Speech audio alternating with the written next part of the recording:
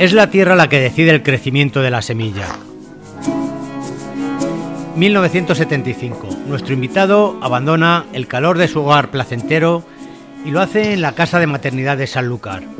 Comienza a germinar en el barrio bajo sanluqueño. 3 años después, 1978, la tierra es de nuevo abonada y surge en la esquina de la calle de San Salvador con la calle Rubiños el espacio perfecto para que nuestra semilla camine y nos haga caminar, para que nos haga disfrutar y reflexionar.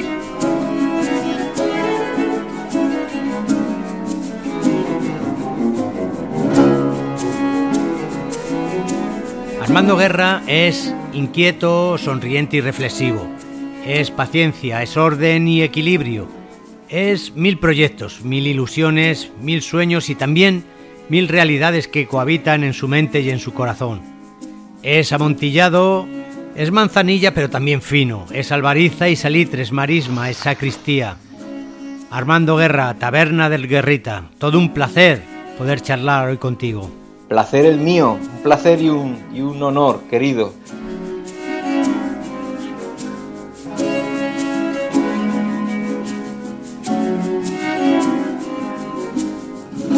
Tu padre, Manuel Guerra, 1978, ¿qué le hizo crear la taberna? Pues la verdad puede ser un poco sorprendente. Eran tiempos de huelgas muy importantes en el mundo de la bodega. Él trabajaba en una bodega por aquel entonces, lo hizo hasta que se jubiló, hace no mucho, y entendió, viniendo de familia de taberneros, que montar una pequeña taberna era un seguro de vida, porque el mundo entonces era un poco convulso dentro de la bodega, y tenía 2 hijos, y decidió montar la taberna como plan de seguridad, ¿no? Y aquí se vino al barrio, a un sitio donde ya estaba viviendo, pilló un local muy pequeñito, y montó una taberna que después, durante muchos años, fue su segundo trabajo. El primero siempre fue la bodega, y cuando salía de la bodega se venía a la taberna.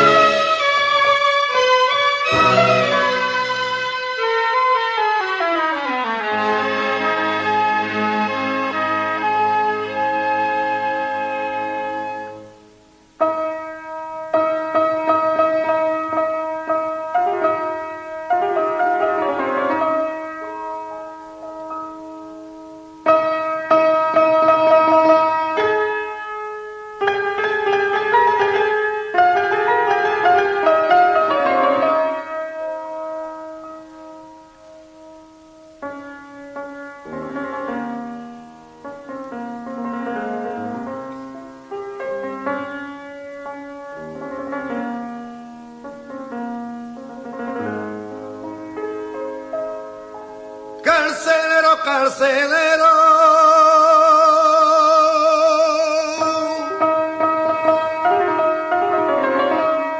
carcelero, carcelero, porque no abre puerta y cerró, abre puerta y cerró,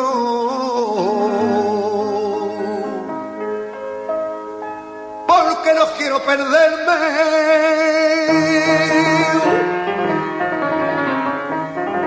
porque no quiero perderme por culpita de uno solo, de uno solo.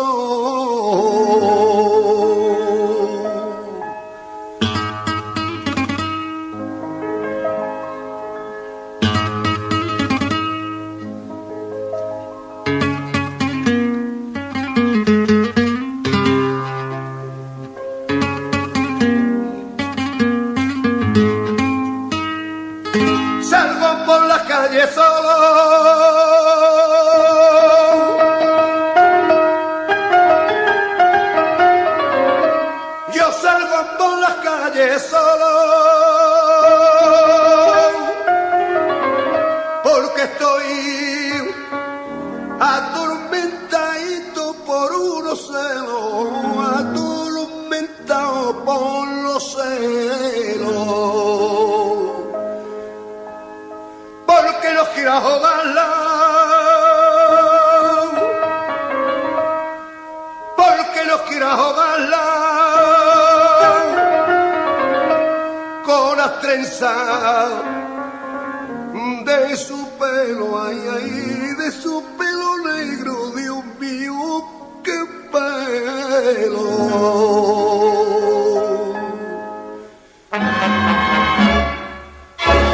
Abre carcelero, abre ya el presidio, pa' que no me vean llorar por las calles, pa' que no me vean llorar por las calles, igual que un chiquillo.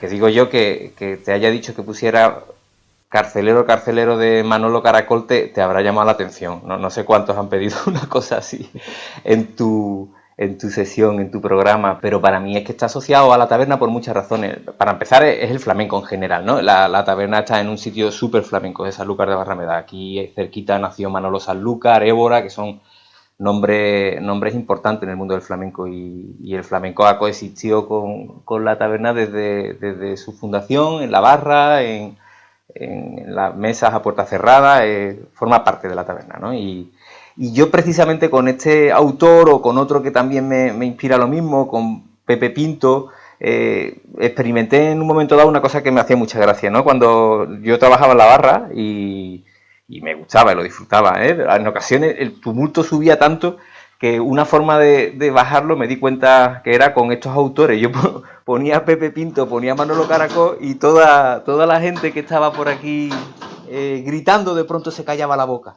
Y escuchaba a esos cantadores con respeto y de pronto bajaban los decibelios. A mí aquello me demostró la capacidad de influencia que tenía la música en el mundo y aprendí muchísimo. Para mí, Pepe Pinto, Manolo Caracol me ha acompañado el resto de la vida. Son gente que disfruto cada vez que las escucho, me transporta. Esté donde esté, me transporta a San Lucas. Y aparte tiene cómo maneja las situaciones.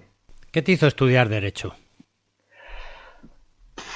Pues porque no sabía qué hacer. Yo creo que esto es algo que le pasa a la mayoría de la gente de letras, porque se supone que somos gente que está condenada al fracaso porque no tenemos capacidad de estudiar carreras técnicas. Entonces, dentro de las carreras de letras hay un cajón desastre para los que no tenemos una vocación clara, como yo en aquel momento, ni un camino decidido. Pues el cajón desastre era Derecho. Perdón por aquellos que van a Derecho con toda la vocación del mundo, que los hay, ¿eh? Y yo los conozco y tengo amigos, no quiero que se enfaden porque diga esto, pero muchos de los que coexistían conmigo en la carrera era gente que había terminado ahí porque no sabía a dónde ir.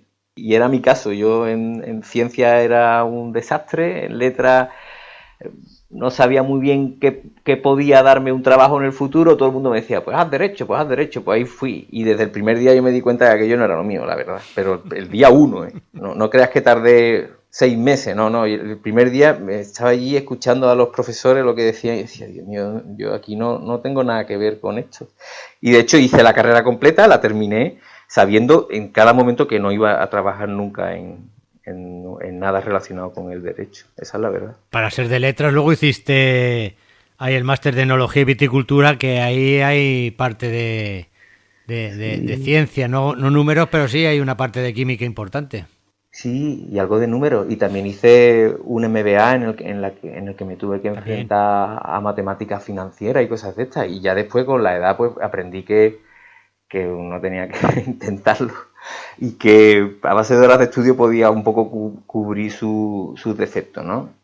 Pero vamos, con pinza, ¿eh? O sea, yo la química que aprendí en el máster de Enología y Viticultura seguramente se me olvidó después de salir del examen y lo mismo me pasó con la matemática financiera del MBA. Yo creo que hay cabezas que están preparadas para una cosa, no para otra, lo reconozco y lo digo claramente. Yo me llevo mal hasta con las calculadoras, es un problema que arrastraré siempre, no tiene arreglo. Ahora, hay que adaptarse y hay que trabajar para sacar adelante aquellos proyectos que uno tiene, ¿no? Hay que esforzarse, está claro. Eso lo he ido entendiendo más cuanto mayor he sido. el máster de Enología Viticultural probablemente estudié ahí mucho más que en toda la carrera de Derecho, es probable, porque me interesaba, tenía claro un objetivo y eso te ayuda a esforzarte más probablemente, ¿no? Viendo cómo está el patio y el desastroso nivel de nuestros políticos, ¿te da miedito decir que de pequeño querías ser político? No, porque la política me sigue pareciendo una faceta indispensable en la vida, aunque digamos que renunciamos a ella nos afecta al 100%. A mí hay un pensamiento político que aprendes en el instituto, en filosofía, después en la carrera, ¿no? Ahí te vas a enterar. A mí hay cosas de la política que me resultan fascinantes. El pensamiento teórico, la confrontación de diferentes posiciones, el debate sano, eso me parece increíblemente positivo para todo, para la persona, para la sociedad. Eso es fantástico. Yo creo que caer en la tentación de decir yo no quiero saber nada de política es un desastre absoluto, porque te deja vendido, ¿no? Uh-huh. A mí me sigue gustando la política y yo es verdad que ya no me veo trabajando en política de ninguna de las maneras, porque sin embargo lo que percibimos a través de nuestros gobernantes realmente no es muy alentador, ¿no? Eso que vemos en la televisión, eso que vemos en el Congreso, en los parlamentos, en todos los aspectos de la política práctica, realmente te causa rechazo, eso es verdad. Ahora, primero, aún así uno tiene que tener cierta vinculación con ese mundo porque te afecta diariamente, y paralelamente existe otra forma de entender la política, que son las ideas, que es eso, es la evolución de esas ideas a lo largo del tiempo, cómo se han confrontado entre sí, cómo han ido evolucionando. A mí eso me sigue pareciendo atractivísimo, me encanta. Y aunque nunca, jamás haga nada en política, sí entiendo lo que pensaba entonces, sí me entiendo, ¿no? Viéndome con 18 años trabajando en política, luego la práctica me ha hecho dedicarme a otras cosas, creo que afortunadamente. Quizá tendría que girar la pregunta y decir que esta gente que se llaman políticos y que son nuestros dirigentes, mal que nos pese, pues han hecho que aborrezcamos una palabra y tan necesaria como es la política, y como tú decías, que es la confrontación de ideas, la ideología y el intercambio de pensamientos, ¿no? Sí, y también hay que hacer, justo en este punto hay que hacer algo que es fundamental generalmente, que es reivindicar a los buenos, porque no podemos caer siempre en la tentación de hacer ver que todo es igual, ¿no? O sea, esto es feo y esto es feo al 100%, de principio a fin. Eso rara vez pasa, yo creo que seguramente nunca. Yo conozco en política a gente que ha trabajado profesionalmente durante muchos años y que son súper honestos, súper implicados, que son personas comprometidísimas y que han sido muy generosas en su vida política. Y tengo varios ejemplos de amigos personales. No creo que sea el caso, no hay que citarlos, ¿no? Pero existen, ¿no? Entonces hay esperanza siempre. Eso también, esa vinculación que uno debe mantener con la política real te hace ver que existen este tipo de personajes y te da esperanza, ¿no? Porque al final es mucho más bonito pensar que algún día tendremos unos políticos en general, aparte de esas excepciones, que merezcan la pena, ¿no? Y que tú puedas poner un debate en la televisión sin que te den ganas de apagar la televisión. Eso, o que te apetezca seguir cuál es el argumento, el hilo de debate que se está siguiendo en un parlamento. Eso que resulta hoy totalmente incomprensible, pues ojalá un día suceda. Y estas personas que realmente sí que tienen una implicación honesta con la política, sean del perfil que sean, dan esperanza. Y existen.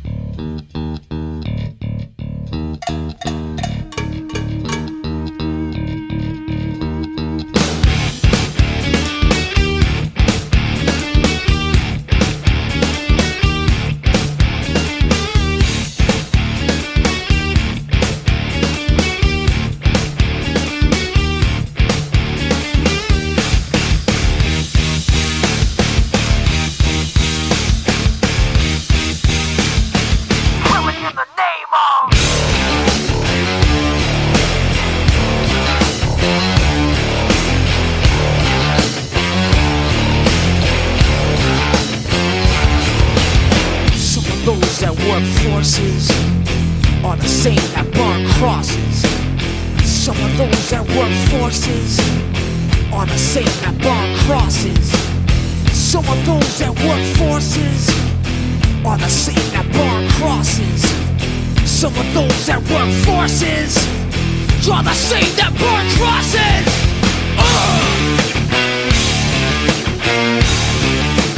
Killing in the name of. Killing in the name of. Now you do what they told you. Now you do what they told you. Now you do what they told you. Now you do what they told you. Now you do what they told you. Now you do what they told you. Now you do what they told you. Now you do what they told you. Now you do what they told you. Now you do what they told you. Now you do what they told you. Now you do what they told you.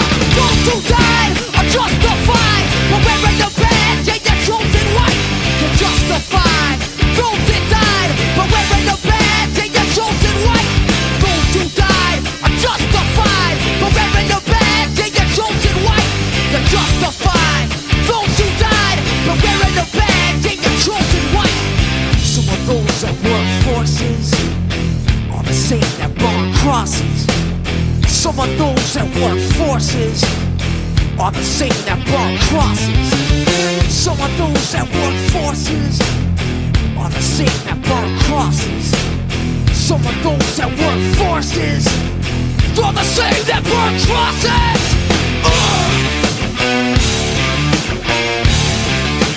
Killing in the name of. Killing in the name of. Now you do what they told you. Now you do what they told you.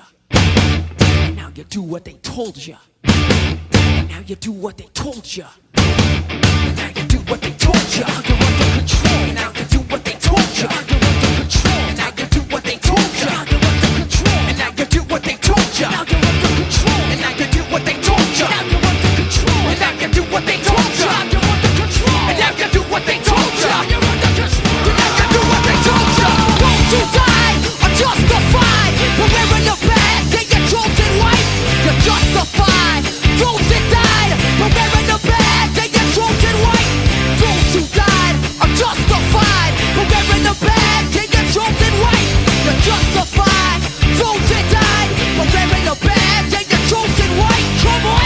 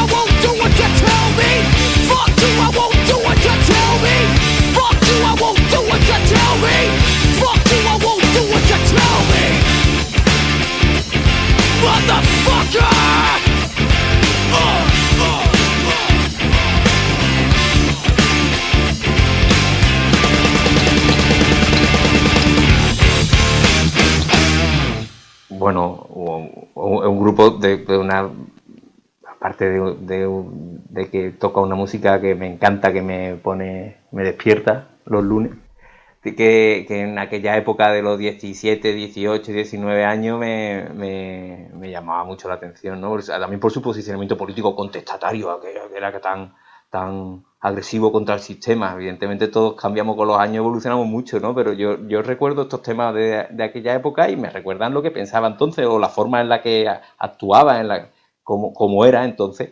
Uno es lo que ha sido durante toda su vida, es la suma de todas las partes.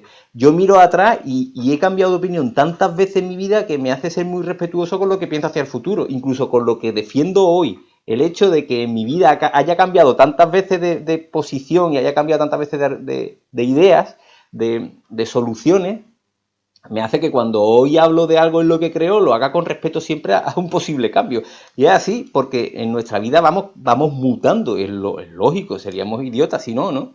Eso lo llevo al mundo del vino, ¿eh? Yo trabajo hoy en postulado dentro de la propia región, en el marco de Jerez, ¿no? Que tenemos debates abiertos de muchos estilos, ¿no? Respecto a la importancia de ciertos vinos respecto a otros, a ciertas crianzas. Bueno, tengo mis posiciones en eso, ¿no? Pero siempre hago planteamientos, creo, a mi edad ya, me toca hacerlos con respeto a planteamientos que son diferentes al mío, entre otras cosas, porque no sé si dentro de unos años me voy a dar cuenta de que el que tenía razón era el que tenía enfrente.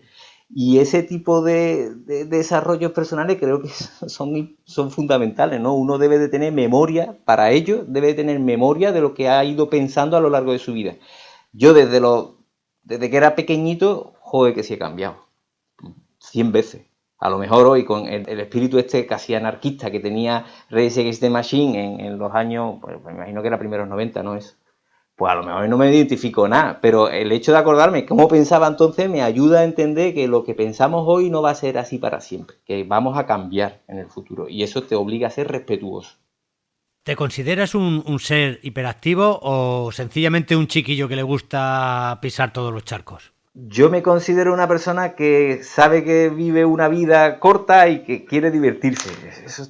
Eso me obliga a hacer cosas que me parecen atractivas, a meterme en lío, ¿no? Es verdad. Pero probablemente porque soy consciente de que el tiempo es finito. Me cuesta llegar a un momento a lo mejor en el que pienso, bueno, no, ha tocado desconectar, aprendo a podar y llevo mi viñita, ¿no? A lo mejor llegará en algún momento, pero la verdad es que ahora mismo lo que me sigue pidiendo el cuerpo es meterme en fregado, es la verdad. ¿Y siempre soñaste con trabajar en bodega de una u otra manera?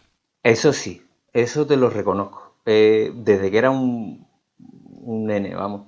Mi padre trabajaba en bodega, yo he crecido en ese mundo. A veces me han preguntado, oye, ¿pero tú por qué te dedicas al vino? Y yo digo, porque era lo normal. Yo recuerdo llevarle el bocadillo a mi padre a la bodega y estar en un ambiente. Me levantaba en casa de mi abuela cuando era pequeñito, vivía en otro sitio en el centro del pueblo y justo al lado había una tonelería que a las 7 de la mañana empezaba con la sierra y eso eran mis veranos y me bajaba a jugar con la pelota a la tonelería, ¿no? Eran amigos.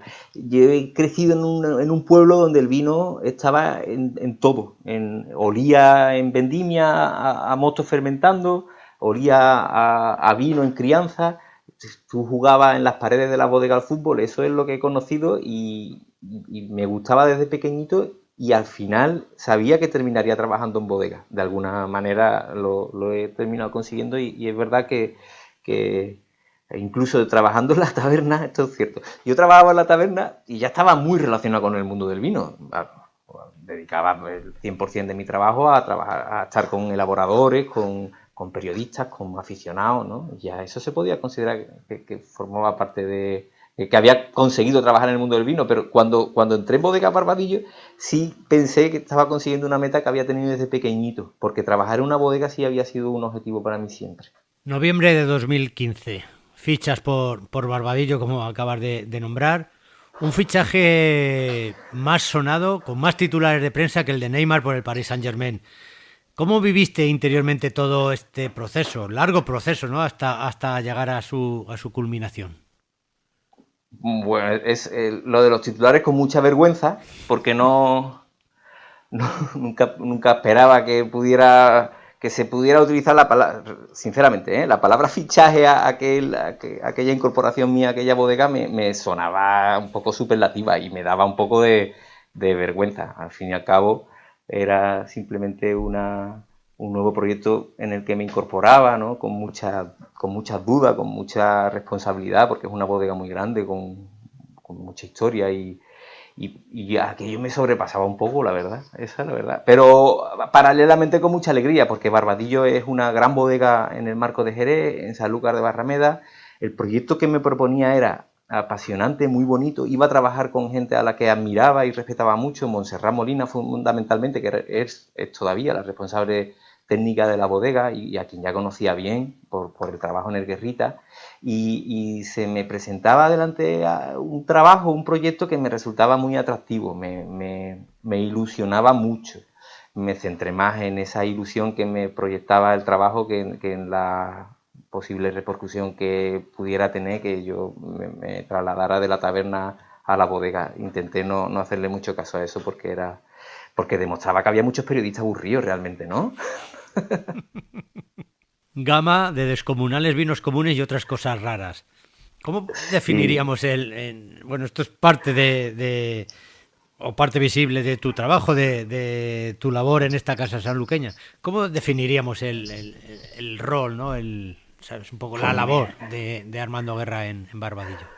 pues mira, en el mismo nombre que acabas de citar, descomunales vinos comunes y otras cosas raras, y en la contraposición de ese título al anterior que le dieron al departamento cuando me incorporé a la empresa, se explica un poco la transición que ha habido en mi trabajo en la bodega, creo, ¿no? Cuando yo entré en Barbadillo, llamaron al departamento los responsables que entonces había en marketing, alta enología, y yo me lo tragué porque, claro, acababa de entrar, estaba todavía inseguro, ¿no? Como es normal, estaba intentando entender en qué consistía aquello, y alta enología de todas formas me sonaba regular. Primero porque eso significaba que yo hacía la enología alta y otros hacían la baja, lo cual era un error de libro, y segundo porque además yo no soy enólogo, nunca aunque estudié ese máster en la Politécnica, yo no me considero enólogo porque me falta ese perfil técnico que sí que tiene otra mucha gente, y no necesariamente porque hayan pasado por una carrera de enología, ¿eh? Por ese máster hay mucha gente que ha pasado siendo de letra y después ha tenido la fuerza de voluntad suficiente como para elaborar vino, y sean o no técnicamente enólogos, para mí sí que lo son. O sea, a mí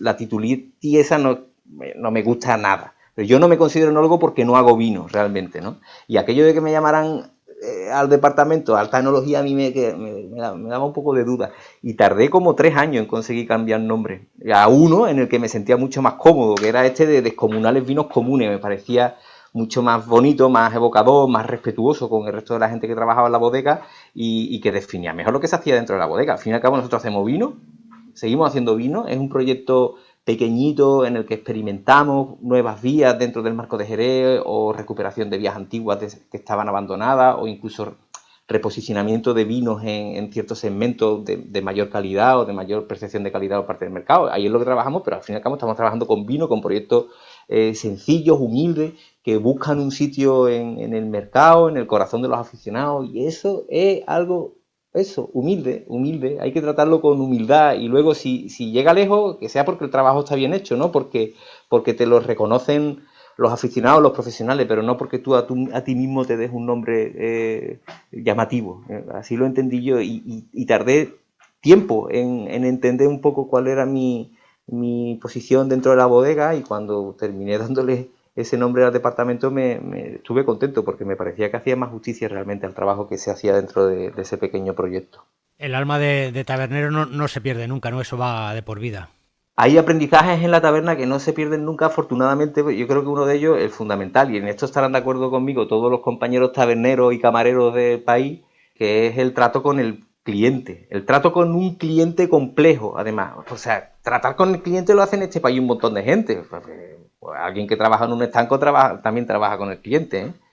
Pero en un restaurante o en una taberna se da la diferencia de que además esa persona está generalmente disfrutando con sus amigos, está bebiendo vino, en ocasiones bebe mucho vino, y uno tiene que aprender fórmulas de tratar al cliente, de relacionarse con él, más complejas que de lo que se da en otros sectores probablemente. Ese aprendizaje, esa comprensión de la persona a la que estás atendiendo es fundamental, es muy interesante realmente. Yo creo que ahí hay algo que tiene su peso en oro, ¿eh? Los camareros, los taberneros, de verdad que eso que te dice a veces suena un poco atópico, pero es verdad. Yo creo que tú desarrollas una habilidad especial para relacionarte con la gente.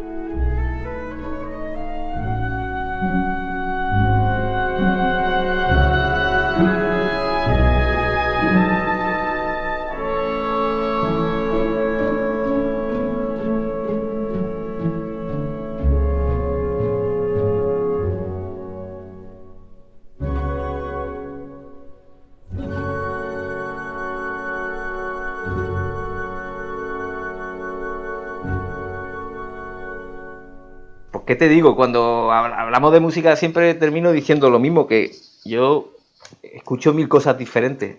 De buena música escucho casi todo. Hay cosas que sí que soy incapaz de escuchar más de 2 minutos. De hecho, tendría que amarrarme a una silla, ¿no? Pero para mí esas prácticamente no son música. Me ahorro hasta el nombre. O lo digo, yo qué sé, tipo reggaetón, estas cosas, yo no puedo, ¿no? Pero dentro de la buena música hay un momento para cada una de ellas, ¿no? Y cuando hablo con gente que, por ejemplo, solo escucha rock, a mí me parece que eso es un empobrecimiento absoluto, ¿no? Oye, todo el día te apetece escuchar rock y escuchar un poco de música clásica otro día o a un cantautor otro, ¿por qué no? No sé. Me parece que la diversidad es fundamental en esto y me apetecía meter una pieza de música clásica porque realmente si miro me llevo buena parte del día escuchando música clásica, la verdad. Me parece que es insuperable en algunos casos el nivel de sensibilidad que se alcanza en la música clásica, ya no sé. A mí que no entiendo nada de música clásica absolutamente, sí reconozco que soy una persona que la admira, ¿no? Desde el desconocimiento y escucho mucho a lo mejor con intención de aprender un poquito, pero sobre todo de disfrutar. Fuera el micro abierto es abrirle el micrófono a otra persona. Entonces, bueno, tengo un buen amigo tuyo, tabernero, también, que me ha mandado algunas preguntas y irán salpicando el programa. ¿Qué sería de tu vida sin Amontillado? Miguel Ancho. Sí, señor. Claro, pues mi vida sin Amontillado, pues me imagino que lo mismo que para él sin marisco, ¿no? No sé, me imagino. Eso es lo que hemos crecido. Para mí el Amontillado es un vino, la máxima expresión de la enología. Y que me perdonen los elaboradores de otros vinos, pero claro, yo me he criado en eso y sin Amontillado, pues no sé, me buscaría manzanillas pasadas, muy pasadas, o algo así. Me cuesta imaginármelo, la verdad, porque hay situaciones además que tengo asociadas al Amontillado. Yo tengo amigos con los que quedo a veces para tomarme un vaso de Amontillado en una barrita concreta que hay en un bar cerca de la Plaza del Cabildo, ¿no? Y esa copa es maravillosa y no me gustaría renunciar a ella. Igual que recuerdo, y lo he dicho muchas veces, que las manos de mi padre huelen a Amontillado. Cuando él trabajaba en la bodega y venía de trabajar 8 horas en la bodega y se ponía a comer, yo percibía que olía a Amontillado, te lo digo en serio. O sea, imagínate si la pregunta tiene mala leche, que para mí, ¿qué sería la vida sin Amontillado? Pues, por ejemplo, podría ser la desaparición de un recuerdo fantástico de años pasados, ¿no? De ese olor a mi padre. O sea, imagínate si es grave. Que no vuelva a hacerme una pregunta así, porque voy a enfadarme. ¿Qué tiene el Amontillado que no tenga otro vino de ese marco? Aquí el palo cortado creció muchísimo en prestigio en los últimos años y de hecho es un vino que para los comerciantes, para las bodegas es súper importante porque claro, ha ayudado un poco al reposicionamiento de los vinos viejos del Marcos de Jerez. Nosotros aquí teníamos un problema de posicionamiento porque los precios no justificaban en ocasiones ni los costos de producción, ¿no? Y eso sucedía con los amontillados, con los olores. Para hacer los palos cortados la gente está dispuesta a pagar más por el palo cortado. ¿Cómo nos vamos a quejar de eso? Pues para nada, ¿no? Si está ayudando a una estrategia de reposicionamiento. Sin embargo, esto lo he visto en varias ocasiones, cuando nos preguntaba aquí a puerta cerrada a gente del pueblo que trabajamos en el mundo del vino, ¿y tú cuál es el que prefieres de las oxidativas? En la mayoría de los casos la respuesta en Sanlúcar al menos es el amontillado. Esa es la verdad. ¿Y por qué, no? Me preguntas tú. Bueno, al final es un vino al que llegamos después de un proceso de crianza muy paciente. O sea, tú para hacer un gran amontillado antes tienes que hacer una gran manzanilla. Y para hacer una gran manzanilla, pues tienes que tener un control de la crianza biológica fantástico, paciencia, tiempo, recursos. No es fácil tener una manzanilla vieja, afilada, que luego vayas a derivar a un amontillado. El amontillado luego es la oxidación de esa manzanilla. Es un proceso combinado de dos tipos de crianza. Es donde hay mayor complejidad y mayor dificultad de consecución de unos objetivos. Por eso los amontillados son tan importantes, yo creo, en Sanlúcar de Barrameda. Y conocemos las marcas, las criaderas, por su nombre, casi como si fueran personas, ¿no? Se habla de... Pues eso, hay amontillados que se han trasladado de Sanlúcar a otros pueblos del Marcos de Jerez y, sin embargo, seguimos hablando del carácter sanluqueño de esa marca, por ejemplo, ¿no? pienso, no solo para mí, yo creo que para muchos amigos que también trabajamos en esto, es como el gran vino del Marcos de Jerez dentro de las oxidativas. Y si tuviéramos que hablar de la biológica, bueno, ya hay estas manzanillas finos por igual, ¿no? Pero dentro de las oxidativas, que sí se puede escoger, pues escogería yo probablemente los amontillados, seguro. Es un lujazo poder elaborar y sobre todo poder ofrecer en la taberna del Guerrita tu propia manzanilla. Bueno, es el resultado de que mi padre también es una persona muy inquieta, que venía del mundo de la bodega y que por eso mismo jugaba a criar un poco la manzanilla después de comprarla a otros proveedores. También aquí había una tradición antigua que se mantiene en algunos sitios de fermentar mostos de una manera artesanal. Antiguamente se hacía mucho, ¿no? Cada taberna había sitios que se llamaban los mostos, ¿no? Cogían mostos sin fermentar, los fermentaban en barricas dentro de esos establecimientos y después los vendían en una época concreta del año. Aquí en el Guerrita eso se hizo también durante muchos años y fue el germen de una pequeña criadera de manzanilla. Luego se alimentó con vinos de otras bodegas y claro, es el resultado de que mi padre tuviera esa vinculación tan estrecha con el mundo de la bodega, aunque fuera tabernero. Y está bien, realmente es una suerte, ¿no? Porque te da carácter como taberna, claro.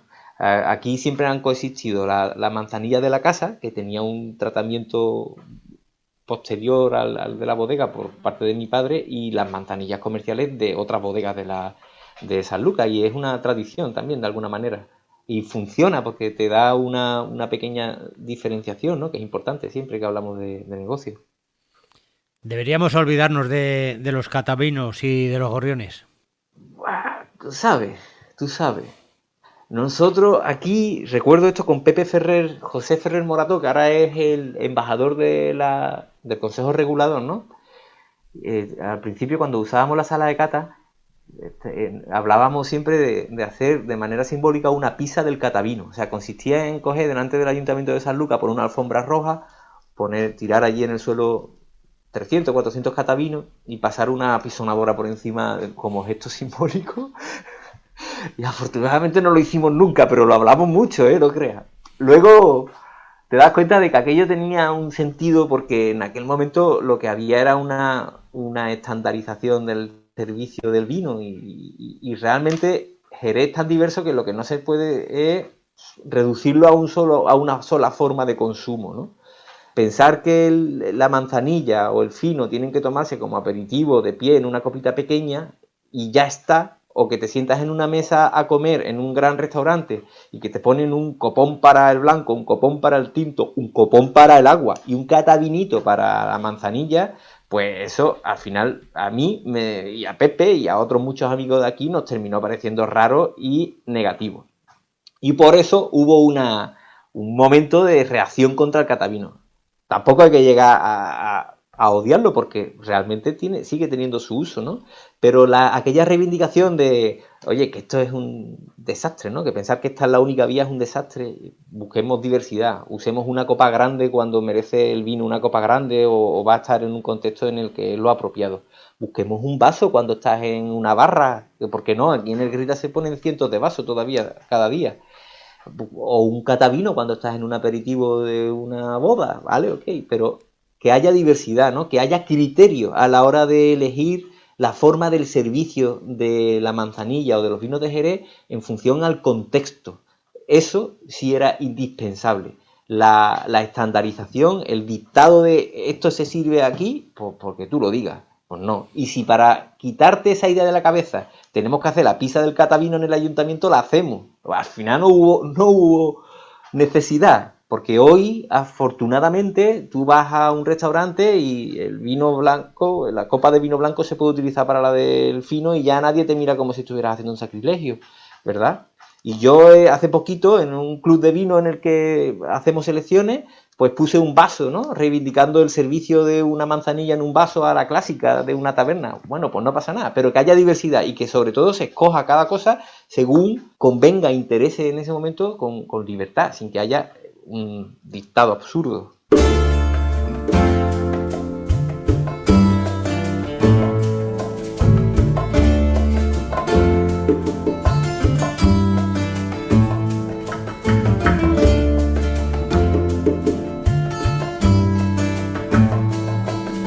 De Alto Cedro voy para Marcané, llego a Puerto voy para Mayarín.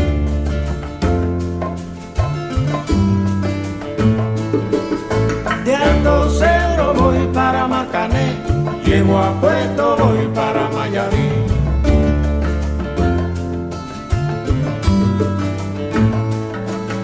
De Alto Cero voy para Marcané, llego a Puerto, voy para Mayarí.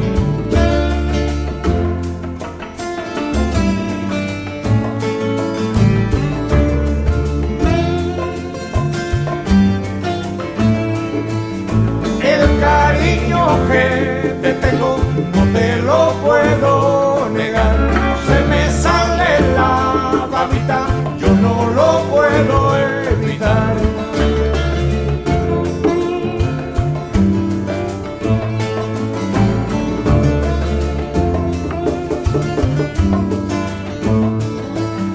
Cuando Juanica y Chan Chan en el mar servían arena, como sacudí el jibe, a Chan Chan le daba pena.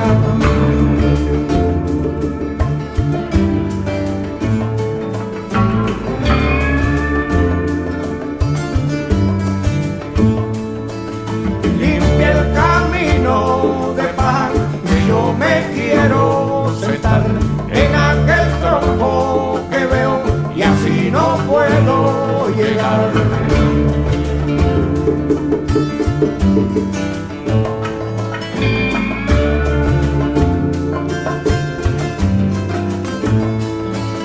De Alto Cero voy para Marcané, llego a Puerto, voy para Mayarí.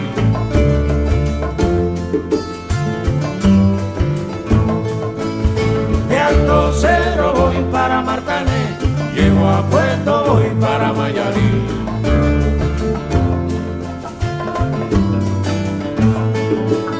De Alto Cero voy para Marcané, llego a Puerto, voy para Mayarí.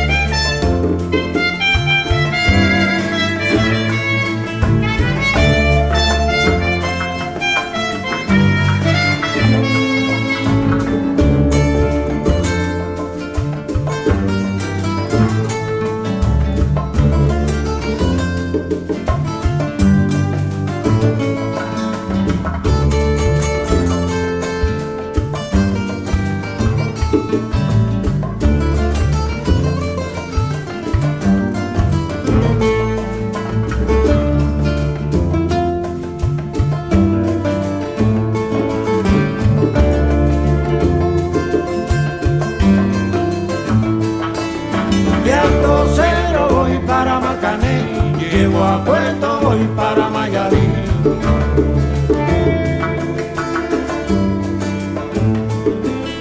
De Alto Cero voy para Marcané, llego a Puerto, voy para Mayarí.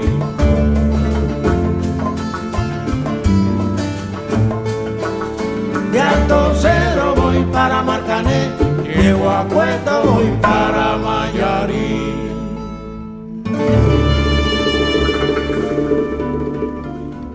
Lo mismo, diversidad de estilos musicales, que yo creo que al final es lo que le va a una vida que también tiene diversidad de estados de ánimo, ¿no? A veces me apetece escuchar son cubano, y en el Guerrita ha sonado también montones de veces este tema y el disco completo y un montón de son cubano más, igual que sonaba el flamenco, pues dependiendo del día, ¿no? Igual que hablaba antes de los pasos, la obligación de que las cosas sean solo de una manera, eso es un empobrecimiento y hay que buscar diversidad. Y el son cubano aquí sonaba pues después de Pepe Pinto y antes de Manolo Caracol, y era maravilloso. Y este tema en concreto me gusta mucho, me recuerda a los viajes a Cuba, que he tenido suerte de ir en varias ocasiones, y también me recuerda, pues antes mencioné el reggaetón de manera así negativa, y recuerdo, aquí tiene un sentido también. La primera vez que fui escuchaba son cubano en cada esquina, y además muy buen son cubano, tocado en directo, era maravilloso. Y la segunda vez que fui escuchaba un montón de reggaetón, me mató mucho aquello, sí. ¿Tenéis la capacidad de gestionar ese legado histórico y ese patrimonio brutal que tiene el Marco de Jerez? Tenemos la responsabilidad. Hay un patrimonio que hemos heredado de nuestros antepasados en forma de tipologías de vino, de tipologías de crianza, de edificios de crianza históricos que hay que mantener en pie y funcionando dentro del contexto vinatero, no sacarlo de ahí, que no se conviertan en garajes de supermercado ni en bloques de piso. Hay una responsabilidad de mantener esas criaderas y esas soleras tan antiguas porque son patrimonio ya no nuestro, sino de la enología, ¿no?, en general. Y hay eso, hay responsabilidad, yo pienso. Hay empresas, yo trabajo en una que es enormemente responsable en ese mantenimiento hasta el punto de que hoy, si visitas Barbadillo, sigues viendo un montón de pequeñas bodegas que han ido sumándose a la propiedad en los últimos 200 años y que siguen siendo dedicadas a la crianza de vino y se mantienen en pie y con su función original. Y eso es una suerte, ¿no?, que haya gente que haya decidido apostar por la conservación de ese patrimonio. Lo que pasa es que también, ojalá pronto, ese patrimonio sea rentable, porque cuanto más rentable sea, más seguridad tenemos de salvación. Nosotros venimos de un contexto en los últimos años en el que había una crisis, esa crisis no se puede negar, y esa crisis ha puesto en entredicho la conservación de esos edificios. De hecho, muchas de esas empresas han desaparecido, ¿no? Y parte de sus patrimonios pues se han disgregado, se han perdido. Y ojalá esa sensación de responsabilidad que hay en la región, que algunas empresas, algunas familias, algunos propietarios y algunos trabajadores y aficionados entienden como importante y que llevan a cabo la conservación de ese patrimonio, ojalá dentro de poquito además tenga una rentabilidad que elimine cualquier duda de que esto va a seguir así durante mucho tiempo. Y en eso trabajamos, ¿no? Yo pienso que parte del trabajo de los que estamos hoy en el sector del vino, en el marco de Jerez, está relacionado con esa responsabilidad histórica, ¿no?, de mantenimiento de ese patrimonio. Y lo conseguiremos si conseguimos que el sector en el marco de Jerez sea rentable, más rentable de lo que es, y que suponga rentabilidad desde el viñista hasta el comerciante, cosa que hasta hace 4 días no era, y que hoy empezamos a hablar de resurgimiento, de nuevas tendencias, de revolución, habla otra gente, como sea, da igual la descripción que se haga, pero que la tendencia sea esa, de crecimiento hacia una mayor rentabilidad para que ese patrimonio se mantenga en pie. Ayer 26 de junio se celebró el Día de la Manzanilla y ayer Sanlúcar fue una fiesta continua porque sus calles fueron innobles. ¿Qué es innoble? ¿Qué buscáis con esta movida que ayer inundó tu ciudad? Innoble es la reivindicación de que el vino es fiesta, despreocupación y no una cosa tan seria como nos han intentado vender en ocasiones, ¿no? Eso seguro que tú estás de acuerdo conmigo. Tú sabes, esa gente que hablaba del vino como si estuviera hablando de catequismo, ¿no? Es que el vino es vino, o sea, el vino es la fermentación de la uva, la hacen bodegas inmensas y históricas, pero también un pequeño viticultor que empezó a hacer vino hace 4 años y ha aprendido procesos de fermentación y se deja asesorar por otros amigos. O sea, el vino es algo sencillo, es algo humilde, es algo inherente a la gente desde hace miles de años. No, eso de ponerlo como un artículo sofisticado, incomprensible, que depende de la magia. No, mire usted, el vino es una cosa que comparte la comida con nosotros y nos hace reír, nos hace conversar. Y eso es magnífico. Y llevárselo a un estadio tan sofisticado y tan elitista es ridículo. Porque, entre otras cosas, asusta a los nuevos consumidores. A la gente que podría estar bebiéndose una copa de vino en vez de un destilado, probablemente, y que porque tú has hecho una comunicación tan desagradable ha terminado yéndose a cualquier otro tipo de bebida. La simplificación del mensaje, la democratización y meterle un poquito de poca vergüenza para que llame la atención es necesario en el mundo del vino. Hay que hablar con más naturalidad y eso es innoble. Consiste simplemente en decir, miren, nos vamos a reunir en torno a unas cuantas botellas para compartirlas, reírnos y escuchar música. Y no hay mayores aspiraciones que esas. Sobre todo, pasarlo bien. Centrar el mensaje de comunicación en el mundo del vino en ese aspecto yo creo que es mucho más rentable para la industria en este país que centrarlo en otro tipo de comunicaciones antiguas que hacían parecer al vino física cuántica. Como decíamos antes, eres inquieto, atrevido, arriesgado, también tremendamente intuitivo Y bueno, pues en estos años de vida has pisado muchos charcos y sigues pisando y los que pisarás. Me apetece explicar o comentar algunos, ¿no? Contubernio. Bonito proyecto, muy bonito. Estoy disfrutando mucho con Contubernio. Yo cuando empecé con esto hace 3 años y medio, más o menos, empecé para un grupo de amigos que me pedía vino periódicamente para entender lo que estaba sucediendo en la región y después fue creciendo, pero realmente sigo haciendo lo mismo que hacía al principio para aquel pequeño grupo de amigos. Mi trabajo con Contubernio no ha cambiado nada, ¿no? Es compartir con gente que tiene interés por lo que pasa en el marco de Jerez y en Montilla, lo que está sucediendo en estas regiones, ¿no? Y hacerlo con cariño, con cierta objetividad, sin tomar demasiado partido, ¿no? Decir, oye, yo creo que esto es lo que tú tienes que conocer para que sepas lo que sucede aquí. Y esa propuesta, pues ya te digo, va por la 9ª edición, dentro de poco vendrá una 10ª.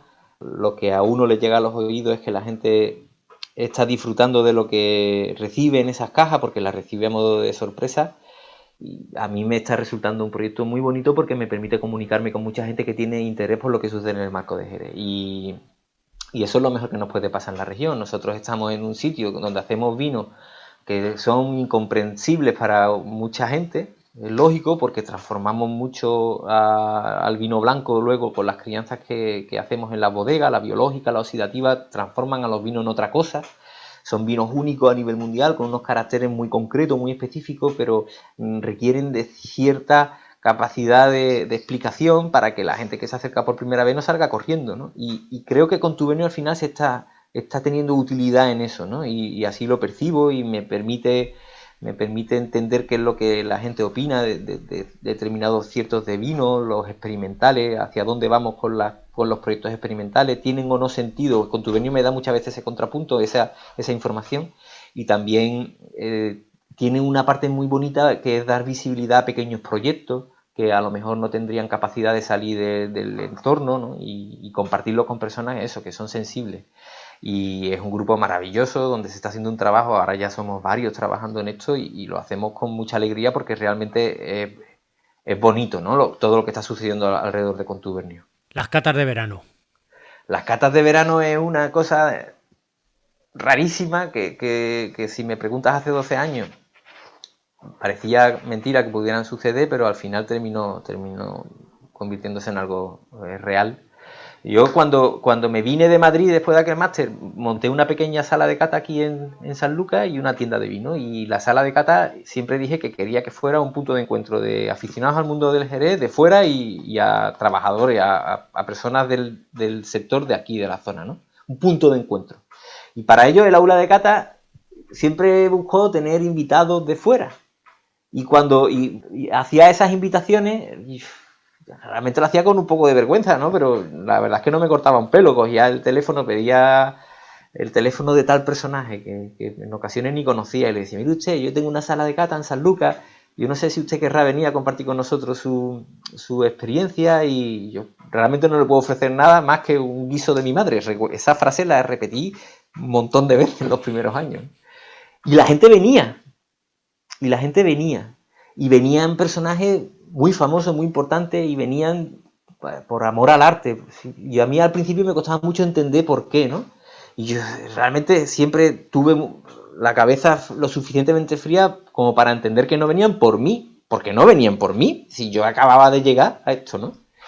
Y con el tiempo me di cuenta de que había algo que hacía que esto funcionara de manera natural. Y es que era la única sala de cata, el único espacio de encuentro que se había creado por entonces en el marco de Jerez. Y que el marco de Jerez, Sanlúcar de Barrameda, que en este caso, que es de donde se hacía la propuesta, tenía un atractivo natural para esa gente. O sea, la gente no venía al Guerrita, venía a Sanlúcar, venía al marco de Jerez. Y nosotros lo que habíamos visto era simplemente, pues eso, una oportunidad que casi sin darnos cuenta habíamos conseguido poner en práctica. Y año a año esos cartelitos fueron creciendo y fueron haciendo parroquia, y hoy son algo maravilloso, con lo que uno no deja de sorprenderse y de disfrutar, ¿no? Porque cada año las sesiones son increíbles, ¿no? Y por aquí ha pasado un montón de gente de la enología de este país y de otros sitios, Y siempre la sensación durante todos estos años ha sido la misma. Es una persona que viene a compartir su experiencia con nosotros y a la vez a disfrutar un poco de lo que hacemos aquí, a conocer mejor lo que hacemos aquí. Eso me costó muchos años entenderlo, no creas tú que fue fácil. Hasta llegar a entender por qué se pillaban un avión y venían aquí a una sala donde caben 20 personas, no más. ¿Y por qué perdían un fin de semana de su verano en venir a Sanlúcar? Pues porque Sanlúcar era la caña. Porque el Jerez, la manzanilla, es la hostia. Porque tienen un atractivo natural acojonante, aunque nosotros no nos demos cuenta o no hayamos sabido gestionarlo o no seamos conscientes de ello. Ese es el resultado. Ese es para mí el aprendizaje de las catas de verano, aparte de 150, 200 sesiones de cata maravillosas que han pasado por aquí. En algunos casos yo he tenido la sensación de estar asistiendo a sesiones de categoría mundial, de verdad. Manifiesto 119. Otro resultado, el resultado de que en este punto de encuentro del que te hablaba antes, pues coexistiéramos diferentes formas de entender ese cambio del marco de Jerez que se estaba dando a mitad del 2010, 2012 o 2013. Pues aquí coexistíamos pues Montserrat Molina, Paola de Bodegas Barbadillo, Paola Medina de Williams Humber, Eduardo Ojeda de Esteves, equipo Navazo, Muchada de ahora Muchada Le Clapar, Ramiro Ibáñez, Willy Pérez, La Callejuela, Forlón. Era un grupo, Primitivo Collante, no me quiero dejar ninguno, ¿no? Era gente que veníamos aquí, catábamos a ciegas, nos reuníamos de vez en cuando, hablábamos. Había gente que tenía ya sus proyectos, claro, importantes, entonces tampoco necesitan a lo mejor ese tipo de asociacionismo, pero sí había otros personajes que eran muy jóvenes, que estaban empezando sus carreras, y en aquel momento pues se articularon en una especie de asociación esporádica, totalmente espontánea, y que no trascendió a través de ningún documento, porque no están escritos ni siquiera los clausulados, no llegamos nunca a escribirlos, ¿no? Realmente. Pero sí que en un momento tuvo el resultado, tuvo la capacidad de articular en torno a un discurso común, parecido, coherente a un grupo de personas que hicieron algunas acciones, algunas catas, recuerdo una en Madrid, aquí en El Guerrita, y que sirvieron para dar visibilidad también a esa nueva forma de entender Jerez desde postulados de nuevos elaboradores, y que todavía hoy todos ellos están trabajando y con mucho éxito, porque es verdad que en estos años estos pequeños proyectos han encontrado su sitio en el mercado y están trabajando muy bien.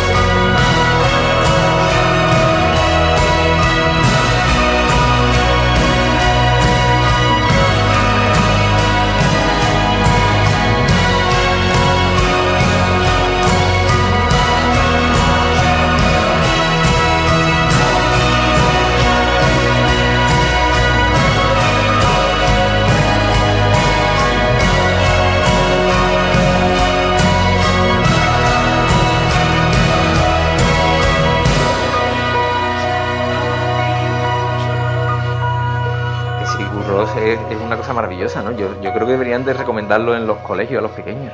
Sí. Yo disfruto mucho escuchando Sigur Rós. Con Sigur Rós, a veces cuando necesito concentrarme, puedo ponerme una canción en bucle durante 6 horas. Mi mujer por esto cree que estoy un poco loco, lo reconozco. Pero para mí me resulta una cosa súper natural, ¿eh? Pero esta canción, por ejemplo, podría estar escuchándola 12 horas trabajando y me ayuda a concentrarme y me resulta maravillosa. Es un grupo islandés, no muy conocido a lo mejor, pero que merece la pena escuchar algunas cosas. Es verdad que puede resultar un poco difícil al principio porque ese ritmo lento a veces resulta difícil de entender, es posible. A mí me encanta, me sumerjo en Sigur Rós. Y en otro tipo de música de este tipo experimental, que hay mucha, bueno, experimental, claro, si le dices experimental a Sigur Rós te dirá que experimental eres tú, ¿no? Pues probablemente, oye, cuidado, eso de la palabra experimental depende de quién la diga, se entiende bien o mal, ¿no?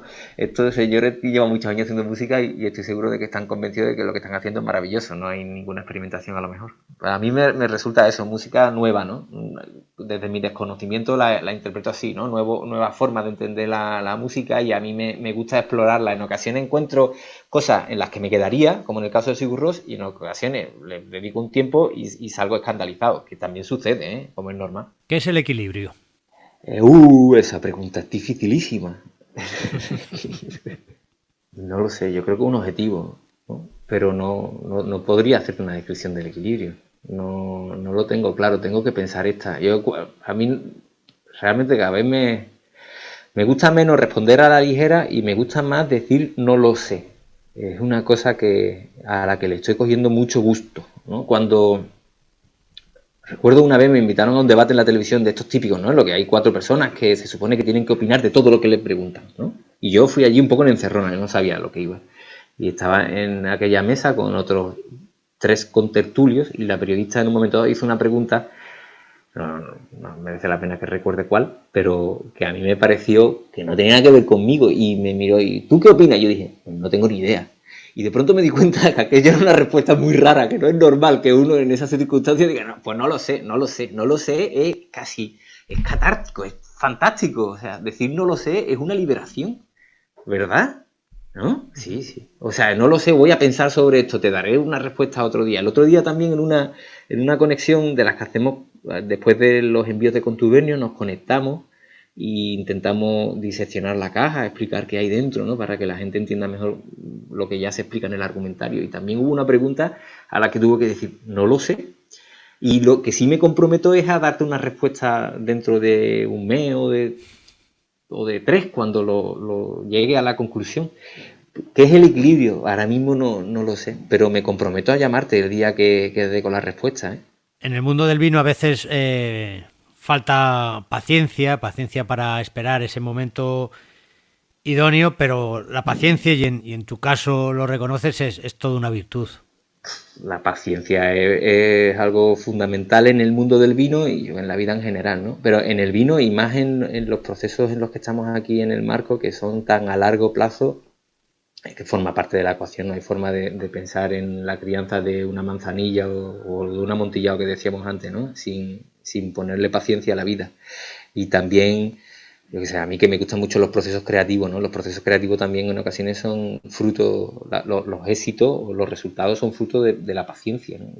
Hay ideas maravillosas a veces que se te ocurren en la ducha, ¿eh? Y a mí me gustan cuando aparecen. Soy capaz de salirme de la ducha, buscar un papel y todavía mojado, ponerla en algún sitio para que no se me olvide. O sea, eso existe, ¿no? El flash, ok. Eso en el mundo del vino es más raro, para empezar. Y en la vida se te puede dar en ocasiones, pero la fórmula del éxito, sin duda, está en la paciencia. Lo otro puede aparecer o no. A través de la paciencia y del trabajo constante se va a llegar siempre a buen puerto. Si por el camino te aparecen esos flashes, pues maravilloso, ¿no? Pero si no, bueno, poquito a poco. Termina la frase que yo empiezo. Un lápiz es... un vehículo para la memoria. Es que tengo muy mala memoria, macho. O sea, yo si no escribo todo lo que tengo que hacer y todo lo que se me pasa por la cabeza desaparece. Tengo un problema de memoria terrible. Mis agendas las guardo desde hace 12 años y son mi cabeza. Si no fuera por ella, por la que llevo ahora mismo aquí en la mano, que la tengo al lado, No, sería un auténtico desastre. Y el lápiz para mí es eso, la posibilidad de apuntar cosas, ¿no? La posibilidad de ordenarte la vida. Si quieres ser productivo tienes que ser ordenado, pienso, ¿no? Y el lápiz me ayuda a eso. Si el marco no tuviera o tuviese ese particular modo de elaborar, ¿os gustaría ser Rías Baixas? que esto demuestra lo inteligentísimo que es Miguel Ángel. Es como... Yo es que me desarmo ante él, siempre lo digo. Pues por ejemplo, al menos ahí mantendríamos el mar cerca y sé que me encontraría con amigos como Miguel Ángel, ¿no? Sería una cosa difícil de entender para mí, o sea, eso de pronto de renunciar a las manzanillas, amontillados, olorosos, y de pronto, no sé, sería como un mundo nuevo, pero si me tengo que imaginar un mundo nuevo, pues que sea en compañía de amigos y en un sitio tan bonito como el que ellos tienen allí. Porque es difícil para ti imaginarte un sitio que no sea Sanlúcar, ¿no? Para trabajar, elaborar o cualquier cosa, ¿no? Ahora también es difícil porque la familia, tengo 2 hijos y me gustaría que crecieran aquí, es verdad, pero no pienses que no me puedo acostumbrar a vivir en otro sitio. Yo pienso que las personas tenemos que tener esa flexibilidad, ¿no? A mí yo he vivido en Madrid, he vivido en Sevilla, y me parece que me han enriquecido como persona y probablemente me ha faltado vivir en algún sitio del extranjero. Pienso que me ha faltado, la verdad. Lo que pasa es que también creo que es muy importante tener un sitio en el que uno crece, ¿no? Desde pequeñito, a identificarse con un pueblo, y yo a mis hijos les quiero dar eso, por ejemplo. Ahora mismo irme de aquí teniendo a una hija de 2 años y a uno de 3 me resulta imposible de imaginar por ello. Por mí podría vivir en otro sitio perfectamente.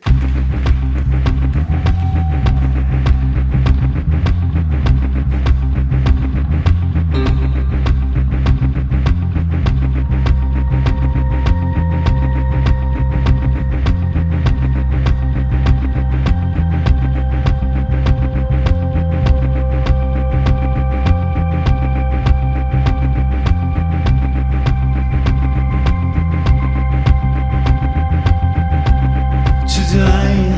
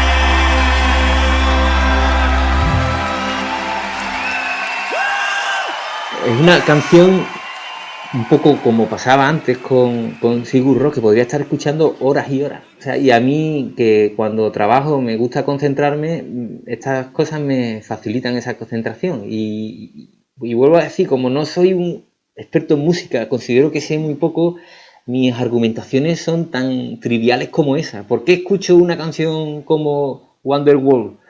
Porque me meto dentro y me olvido del resto del mundo, y eso es fantástico. Y el grupo me gusta y escucho cosas, además es muy diverso lo que hacen, y disfruto de ese tipo de música que está más relacionada ahora con la electrónica, ¿no? Si te das cuenta, hemos pasado por diferentes estilos, pero a mí eso no me preocupa lo más mínimo. Yo creo que cada música tiene una justificación según el momento del día, o lo que estés haciendo, o con quién estés, o lo que estés buscando, ¿no? Y por eso me gusta irme de un extremo al otro. Puedo disfrutar de esta canción durante horas igualmente, sí. ¿Qué queda por hacer para seguir divulgando, transmitiendo todo el embrujo que encierra tu tierra? Pues tenemos que ser muy permeables, tenemos que intentar simplificar mucho las exposiciones para las personas que se acercan a nosotros por primera vez, para ser comprensibles, y tenemos que seguir siendo amables y acogedores, porque nosotros hacemos un vino raro, es que tenemos que entenderlo, tenemos que asumirlo. Cuando tú pones una manzanilla encima de la mesa con sus 6 años de crianza, su boca salina, ligera y amarga, eso que a nosotros nos resulta cultura, para el resto del mundo no lo es.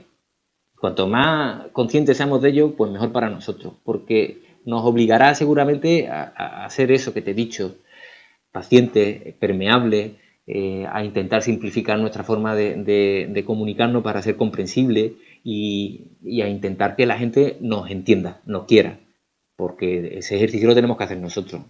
Nadie está obligado a beber un vino que de inicio es salado, amargo y ligero, porque la gente está acostumbrada a beber vinos más redondos, más frutales, con una boca más amable. Esa es la realidad. Y tenemos que establecer estrategias, tenemos que desarrollar fórmulas de comunicación que entiendan eso al 100%. Y paralelamente, a lo mejor, ayudando también a esa idea, desarrollar vinos que hagan de puentes, que permitan que la gente se acerque a nosotros poquito a poco. O sea, ponerle a una persona que se acerca a Sanlúcar por primera vez esa manzanilla de 6 años, en ocasiones funciona, pero hay una probabilidad muy alta de que esa persona salga corriendo. Entonces, el desarrollo de ciertos blancos, de blancos con crianza, de manzanillas jóvenes, todo eso tiene sentido porque hace que la gente se acerque a ti poquito a poco. Ahí pienso, puedo estar equivocado, ya te dije antes que esto de las opiniones me parece que son cosas que dependen del momento, pero a día de hoy pienso que ahí está gran parte del secreto del reposicionamiento, del resurgimiento de la denominación de origen. Y en general, ¿hacia dónde crees que camina el mundo del vino? O quizá hacia dónde debería caminar. No sé, pero hay algo que te comenté antes también, que hablaba de la rentabilidad, ¿no? El mundo del vino debe de ir, y esto pienso que es evidente, y que si alguien dice que está en contra tendría que justificar su respuesta, ¿eh? Pero debería de ir hacia una rentabilidad en la que se diera cabida a todas las partes que están detrás de la industria, desde el viticultor hasta el bodeguero, hasta el comerciante. Eso se conseguirá a través de la diversidad, a través del trabajo en conjunto, a través de estrategias a largo plazo que sean correctas, pero a día de hoy no funciona así, realmente, ¿no? Hay zonas en España que siguen teniendo viticultores que lo hacen casi por amor al arte, por ejemplo. Pues, tiene que haber seguro que habrá en algún momento, ojalá haya, mejor que seguro que habrá, ojalá haya un replanteamiento de esa forma. A mí, cuando se habla de un vino a 2 euros, es maravilloso, y digo, a 2 euros seguro que hay alguien que está sufriendo, ¿no? Entonces, ese tipo de responsabilidad de sector y de responsabilidad también en el consumidor, pues sí que sería deseable que terminara apareciendo en algún momento, ¿no? Y por ahí deberían de ir los tiros en el futuro. Ya llevamos unos años donde vemos aparecer vinos bajo velo de flor. Esto desde Sanlúcar, y una persona tan bebida y tan vivida como Armando Guerra, ¿cómo lo ve, cómo lo interpreta? yo como una suerte. Y lo digo siempre, y aquí a veces incluso yo llegué a decir aquí una vez, lo mismo me excedí, que cuando dejaron de hacerse los sherry en otros países, realmente perdimos una capacidad, una posibilidad de ser entendidos en otros contextos, ¿no? Porque al final esos sherry, decía, te ayudaban a ser comprendidos en otros países, porque al fin y al cabo acercaba a la gente a estas bocas y a estos aromas que tenemos aquí. Era un error, porque después he llegado a entender que lo que hacían esos países eran muy malos sherry, con lo cual estaban tirando tu prestigio por el suelo. Sin embargo, probablemente esa respuesta sí sea aplicable a lo que estás diciendo. La mayoría de las personas que están trabajando con velo en España son grandes elaboradores. Son personas de prestigio, personas que están trabajando con el velo por curiosidad y que a algunas de sus elaboraciones aplican crianza biológica por curiosidad y con respeto a lo que se hace en Jerez, o en ocasiones ni siquiera fijándose en lo que hacemos en Jerez, simplemente como una vía personal de experimentación. Y eso a mí que me parece maravilloso, porque cuanto más comprensible sea el velo, cuanto más comprensible sea la boca y la nariz resultante de la crianza biológica, pues mejor para nosotros, porque en eso tenemos un máster, es que vamos con ventaja realmente, ¿no? Y a mí que haya grandes elaboradores que estén trabajando con velo me parece una suerte, una suerte. Ojalá sean proyectos que crezcan en esas regiones, porque a la larga a nosotros nos afectará, pues como te decía antes, siendo más comprensible. ¿Por qué se apoderó de ti el miedo la noche del nacimiento de tu primer hijo? Porque era muy pequeño y muy frágil aquello, era una cosa... todavía no se me ha quitado, creo que no se me quitará nunca ya. Ese día te cambia la vida, no creo que sea una cosa que me pase solo a mí, yo creo que es algo que comparten todos los padres y todas las madres del mundo, ¿no? Tu responsabilidad ese día, tu sentido de la responsabilidad cambia, ¿no? Y así lo entendí, porque me dieron aquella cosa tan pequeñita y todavía lo recuerdo de verdad, me hace un poco temblar. Y ahora ya los ves creciendo y se van haciendo más fuertes y claro, pues te das cuenta de que la naturaleza funciona. Y tenía un amigo pediatra que aquel día recuerdo que un amigo pediatra que estaba cerca se me acercó y me dijo: son más fuertes de lo que parecen. y es verdad que a medida que van creciendo pues ya uno va convenciéndose de que realmente de que son personas fuertes, ¿no? Que van a ir creciendo, lo hagas tú bien o regular, pero el sentido de responsabilidad ya no se te va a quitar nunca, creo. Hay una increíble y a la vez estúpida moda de teñirse el pelo de rubio, rubia. ¿Tú te lo teñirías de moreno? Pues mira, yo cuando era grunge, con 18 años, me fui un día a una peluquería y le dije al señor peluquero que me lo quería poner azul. Y me dijo: mira, yo te lo pongo azul, pero la semana que viene, te lo piensas durante esta semana. De verdad, ¿eh? Y me mandó el tío a mi casa. Y yo me fui, como era 18 años, con el rabo entre las piernas, los pantalones rotos, como me correspondía. Y a la semana había cambiado de idea. Pero recuerdo aquello con mucho cariño, porque aquel peluquero me salvó un poco de hacer el ridículo, creo, ahora sí me veo con perspectiva, o de hacer un poco más el ridículo de lo que lo debía estar haciendo entonces. O sea, yo me hice toda la carrera de Derecho vistiendo como un grunge de la época, la verdad. No sé si eso responde a Miguel Ancho, pero me da igual, porque tampoco su pregunta tenía un objetivo concreto, así que mi respuesta ha ido por donde me ha dado a mí la gana.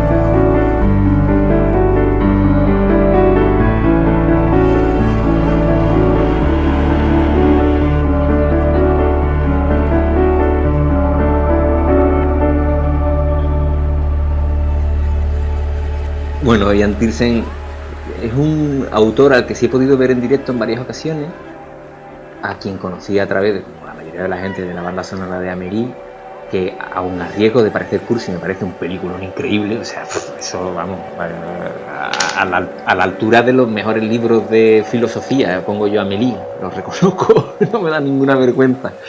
Y a través de aquella banda sonora terminé llegando a Ian Tiersen y a escuchar todo lo que hace, que es algo mucho más complejo de lo que podemos conocer a través de la banda sonora. De hecho, yo creo que él renuncia un poco a que se le asocie a la banda sonora de Amélie, ¿no?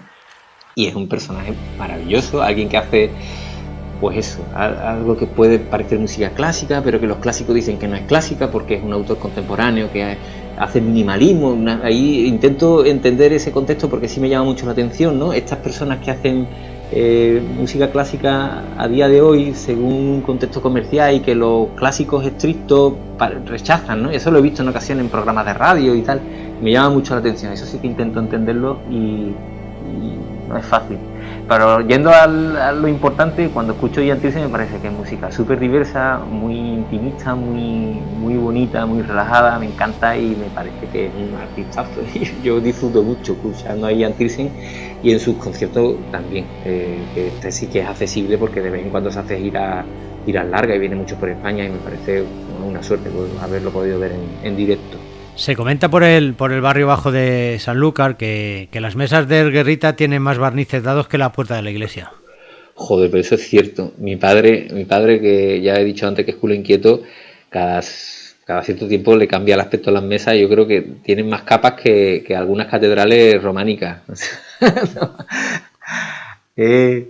Además, diferentes ilustraciones que él ha ido haciendo con el tiempo, es verdad. Un día habrá que sacarla capa por capa y hacer una exposición de ellas.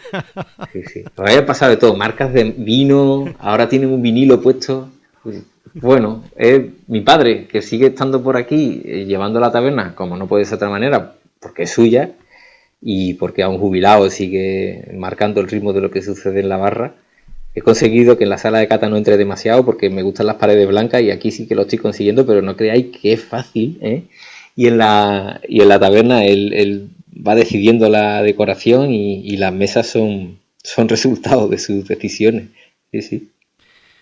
Para rematar nuestro encuentro de hoy pondremos de postre fresas en almíbar, ¿verdad?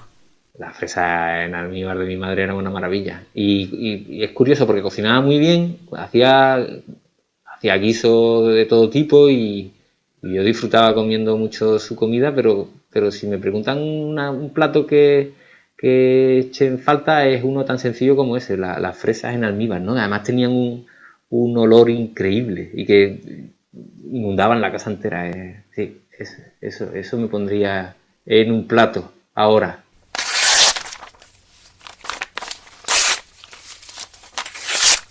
¿Qué momento de tu vida valoras más? El momento de mi vida que valoro más es este, probablemente, ¿no? Yo ahora mismo me considero una persona súper afortunada, tengo 2 pequeños, una familia, tengo una mujer que me soporta, mi padre sigue rondando por aquí, muchos amigos, trabajo en lo que me gusta.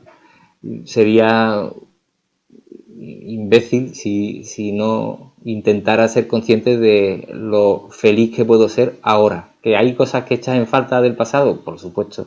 Que a lo mejor el futuro te depara otros caminos y que también son interesantes, pues a lo mejor. Pero el momento que más valoro, pues sin lugar a dudas y con una sensación absoluta de ser afortunado, este que estoy viviendo.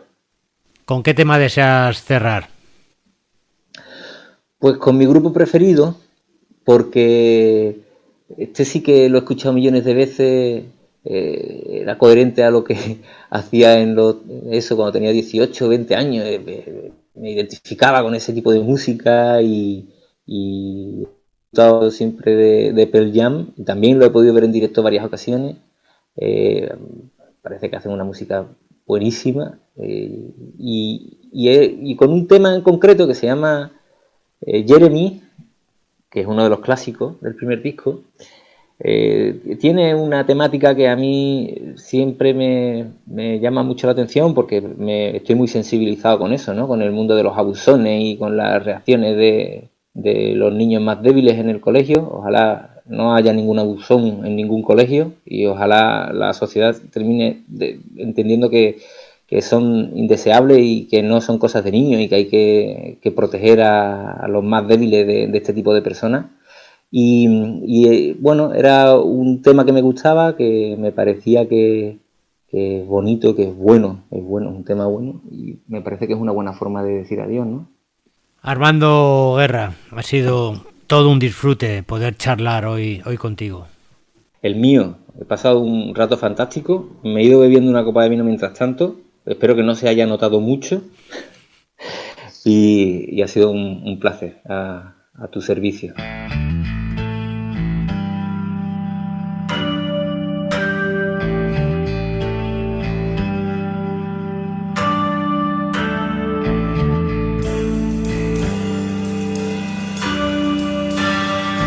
Sean muy felices.